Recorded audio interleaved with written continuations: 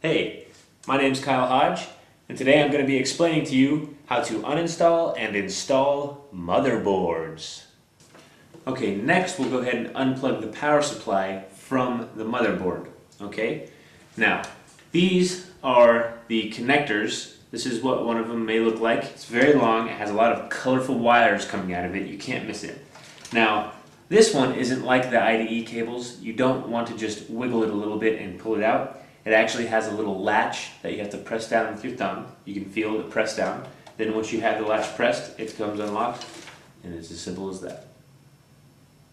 Along with the 20-pin connector or 24-pin connector, there is an additional 4-pin connector with yellow and black wires. This one is similar to the 20 or 24-pin connector. It also has a small latch that you have to press down with your thumb. Once you have it pressed down, there you go.